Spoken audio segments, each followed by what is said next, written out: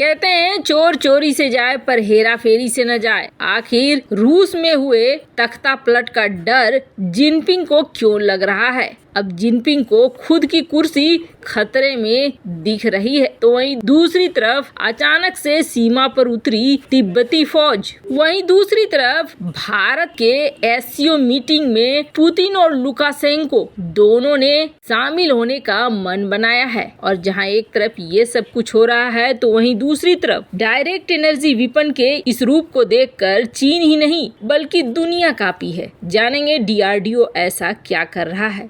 Geopolitics में धमाल मचा हुआ है। आइए जानते हैं इन खबरों को विस्तार से। लुकाशेंको इस वक्त बहुत चर्चा में आए हैं। वैसे आपको बता दें, लुकाशेंको को बताया जाता है आखिरी तानाशाह, और ये जो यूरोप का आखिरी तानाशाह है, इसका नाम इन दिनों बहुत उछल रहा है, वो वैगनर की घटना को दबाने के कारण। भारत इस साल एससीओ का अध्यक्ष है और अगले हफ्ते भारत एससीओ शिखर सम्मेलन की मेजबानी करने वाला है। 4 जुलाई को मीटिंग रखी गई है जिसका नेतृत्व करेंगे पीएम मोदी। और आपको बता दें, फोकस सिक्योर इस थीम पर ये मीटिंग होने वाली है। इसका क्या मतलब है? इसका मतलब है सुरक्षा, अर्थव्यवस्था और व्यापार, कनेक्टिविटी, एकता, संप्रभुता, क्षेत्रीय अखंडता और पर्यावरण के लिए सम्मान। मुद्दे ये हैं जिस पर बात करनी है। साल 2017 में भारत एससीओ का पूर्ण सदस्य बना है और उसके बाद पहली बार ग्रुप की अध्यक्षता कर रहा है। हालांकि भारत ने एससीओ के रक्षा मंत्री और विदेश मंत्रियों की बैठक का आयोजन किया भारत में ही। जहां रक्षा मंत्री की बैठक दिल्ली में हुई थी, तो विदेश मंत्रियों की बैठक गोवा में हुई थी। ये तो आपने देखा ही था। पर शिखर सम्मेलन वर्चुअल कराया जा रहा है, यानी वीडियो लिंक के जरिए बातचीत होगी, जिसमें चीन, रूस, Kazakhstan, Kyrgyzstan, Pakistan, Tajikistan, Uzbekistan शामिल होगा।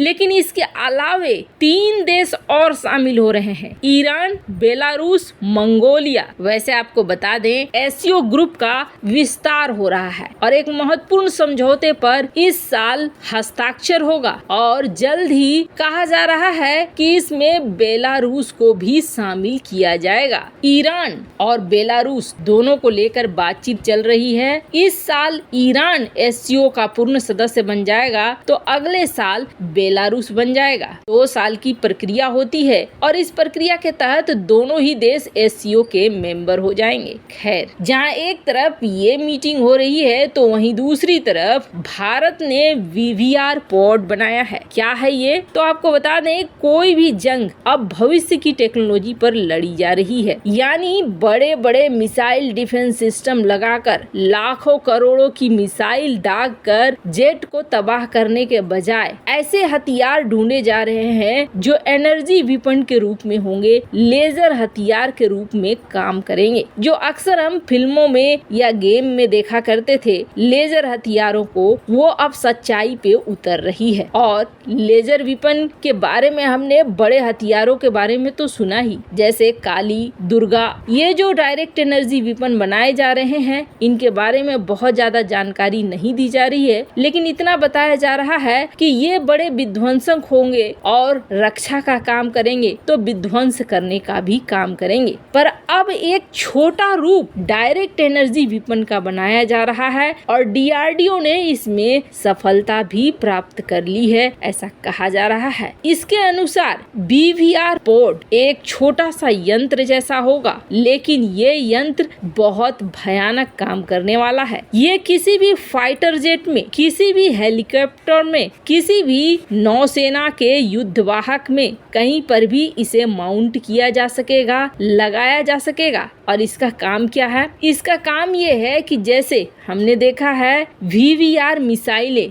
बियॉन्ड विजुअल रेंज मिसाइलें, यानी कि दूर से दिख भी नहीं रहा है फाइटर जेट और अचानक से दाग देना मिसाइल, पायलट को दिखे भी नहीं और लग भी जाए मिसाइल विजुअल रेंज के बाहर। ऐसी मिसाइलों को कहा जाता है कि ये मिसाइलें विजुअल रेंज के बाहर होती हैं। तो बियॉन्ड विजुअल रेंज मिसाइलें जैसी होती है, वैसे ही ये बियॉन्ड विजुअल रेंज पोर्ट होगा। इससे डायरेक्ट एनर्जी यानी कि लेजर हथियार निकलेंगे और ये लेजर हथियार न सिर्फ सामने वाले फाइटर जेट या मिसाइल को तबाह करने के लिए होंगे, बल्कि इनका एक और रूप होगा और वो रूप होगा सामने वाले रडार को कंफ्यूज करना। ये इसका सबसे महत्वपूर्ण हिस्सा माना जा रहा है। मतलब ये वीवीआर पोर्ट जहां अपना बचाव करेंगे तो वहीं सामने वाले का विध्वंस भी कर सकते हैं। यानी ऑफेंसिव और डिफेंसिव दोनों ही रूपों में वीवीआर पोर्ट का इस्तेमाल किया जा सकेगा, वो भी बियॉन्ड विजुअल रेंज, यानी सामने वाले को पता भी नहीं चलेगा और अचानक से फाइटर जेट तबाह हो जाएगा। ये डीआरडीओ की एक महत्वपूर्ण उपलब्धि है। वैसे तो कहा जा रहा है कि इस तरीके के कई हथियार हैं जो बनाए जा रहे हैं और दुनिया भर के देश अब फ्यूचर के हथियार बनाने में लग चुके हैं, जो कभी युद्ध अगर भयानक रूप लेता है तो देखने को जरूर मिल जाएगा। जहां एक तरफ ये सब कुछ हो रहा है तो वहीं दूसरी तरफ रूस में हुए वैगनर ग्रुप के तांडव ने चाइना को डरा कर तो रख दिया है, क्योंकि चाइना एक कम्युनिस्ट देश है और चाइना को डर लग रहा है कि उसकी तानाशाही के खिलाफ भी कहीं इसी तरीके का कोई विद्रोह न हो जाए। पर इन सब के बीच में चाइना ने एक अलग ही हरकत कर दी है और इसे देखा जा रहा है बॉर्डर पे। वैसे तो चाइना को जब भी देखेंगे आपको यही दिखेगा कि चाइना हर हाल में तिब्बत के लोगों को दबाना चाहता है। हाल ही में चाइना की तरफ से एक न्यूज आई थी जिसमें इन्होंने तिब्बत में रहने वाले बौद्ध धर्म गुरुओं को कहा था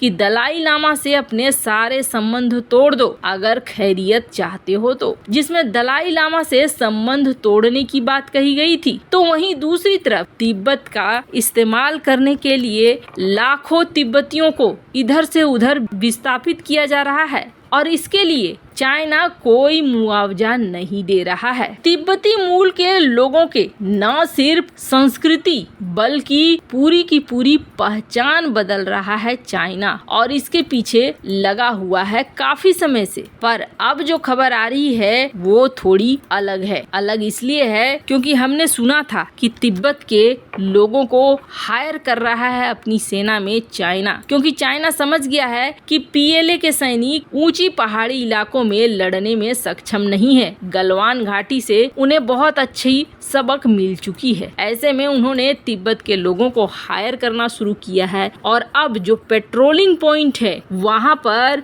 दिख रहे हैं चाइनीज आर्मी के साथ साथ तिब्बती आर्मी भी। से आपको बता दे, भारत की एक स्पेशल फ्रंटियर फोर्स है जिसमें तिब्बती मूल के लोग बहुत ज्यादा हैं। अब बॉर्डर पर ये माहौल एक अलग बन जाएगा कि कहीं दोनों ही तरफ तिब्बत के लोग न हो। वैसे चाइना तिब्बतियों पर पूरा भरोसा नहीं करता है। यही वजह है कि उनके पेट्रोलिंग में चीनी सैनिक ज्यादा हैं और तिब्बत मूल के सैनिक कम हैं। वैसे इन सब मामले में आपकी क्या राय है? कमेंट कर जरूर बताएं। जल्द मिलते हैं अगले वीडियो में नई खबर के साथ।